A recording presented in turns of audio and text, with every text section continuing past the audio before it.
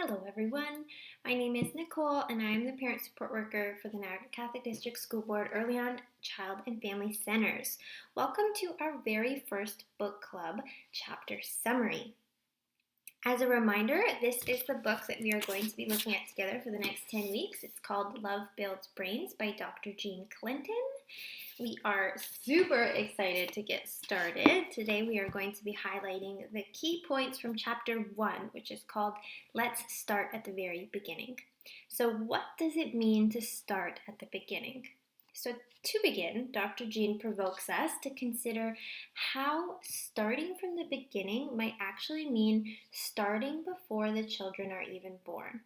In fact, she said that the very best time to influence a child is actually 100 years before they are born.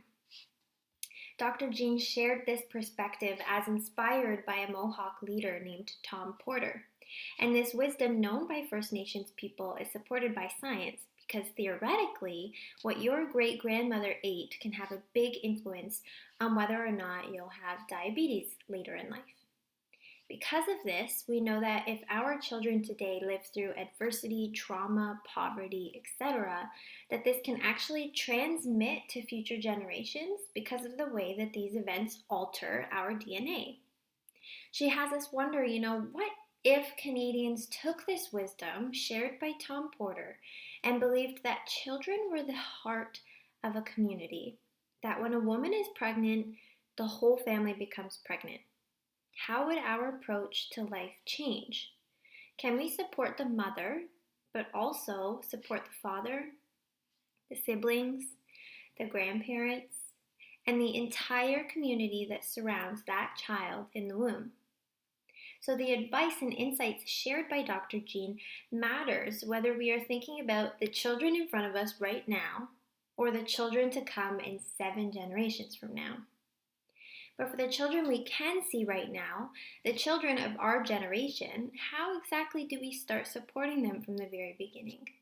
Well, in order to do this, we have to look at the utero. This is where the development of a child starts taking place, within the mom's womb. So just a fun little fact that we learned through the book. Did you know that there is research to suggest that if a parent reads to their baby in utero, after the baby is born, they might actually recognize those books that the parents were reading to them? They can even recognize their mom and dad's voice. Talk about amazing. Moms might already know that the connection between mom and baby starts well before they are even born. But it's important for dads too, or parents who don't get to carry the child from conception. You can start making that connection with your child just by talking to them while they're in the womb, letting them hear your voice, your favorite story, your favorite music. It will actually make a connection with your child. On the flip side, because of this knowledge, we know more than ever that we need to protect pregnant women and their families from excessive stress. So as a community, we have a role in raising that child from the moment they are conceived as we ensure the family surrounding that baby is safe and healthy. And did you know that at birth, the baby's brain is actually 9 months premature? Meaning the brain will continue to grow 3 to 4 times the size by the time that they're 6. So what does that mean for the early years? Well, why aren't we treating these infants as if they are in an external womb, protected in the same way that they were inside of mom's tummy? Especially as we consider families of surrogacy or adoption. What this tells us is that raising a child from womb to external womb requires a community approach. As said within the book, it takes a village to raise a child. What does a community approach to childbearing look like? Well, first, we have to challenge the notion that the care of children is solely a parental responsibility. Dr. Jean challenges us to consider that what adults need to be effective parents is actually nested within community support. And why is this? Well, I don't know what your family looks like as you listen to this. From this platform, I can't see if you are blessed with an endless amount of time at home with your child. I can't see if you're an essential worker working your very hardest to keep your region afloat. I can't see if you're a single parent struggling to make ends meet. I can't see if you're living with your own trauma that creates a wedge between the relationship you have with your child. I can't see if you've adopted a child and are trying to create that relationship and connection later in life. All I can see is that you're here joining this book club to learn about child development. I can see that you care, that you love, and that you're going to do the very best with what you have. But regardless of your eagerness to support your child's healthy brain development, I can also see that the weight shouldn't be held upon your shoulders alone. I can see, and I say it alongside Dr. Jean, the whole world that surrounds that child has a role to play in the architecture of their brain. Because regardless of who you are, what you have, or what you look like, you and your child deserve equality. Equal resources, equal support, equal love. So are we, as in Canada, already excelling at this? Well, Dr. Jean tells us that 1/3 of all Canadians 5 years old arrive at school without the essential skills they need to do well. She also tells us that in Canada we are ranked 17 out of 29 countries when addressing the quality of children's lives. Why? Well, for one, only 45% of children 11, 13, and 15 years old report that their parents just talk to them.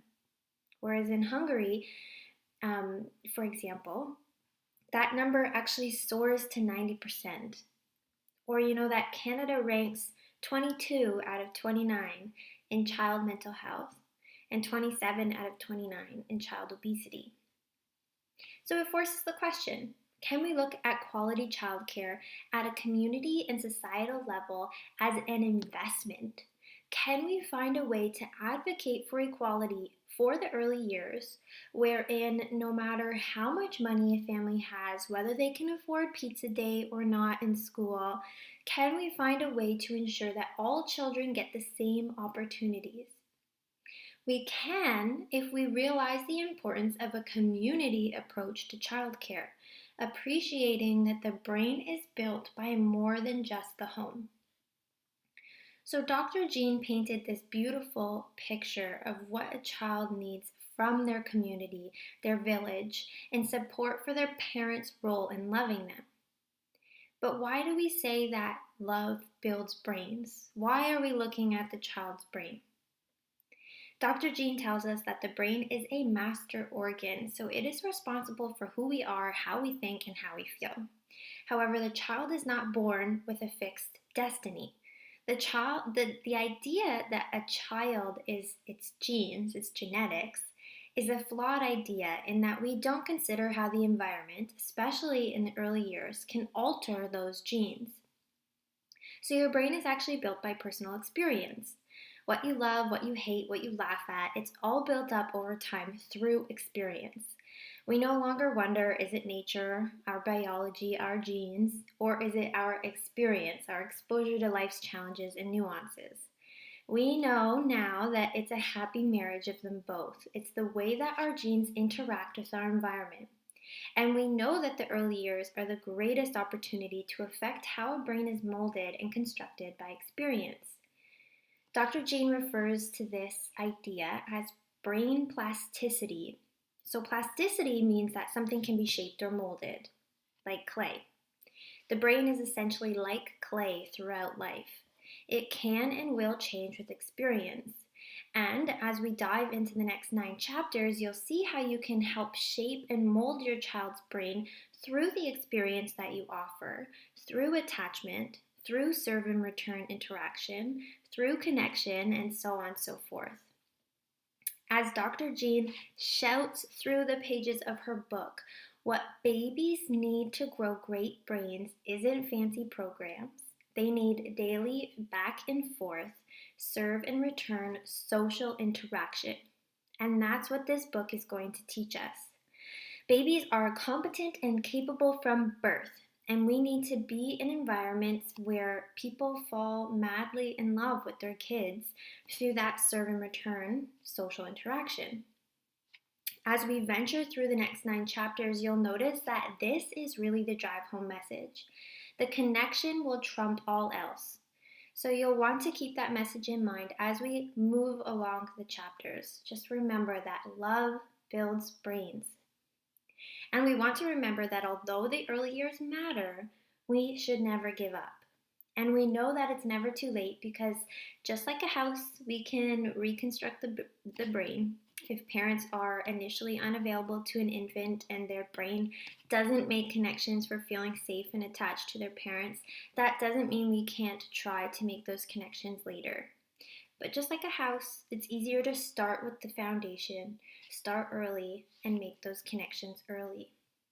I want to loosely quote Jean here as I think she's speaking to our listeners when she says, parents who have children under the age of 6 years old might wonder how soon they can leave this video to go and hug their kids.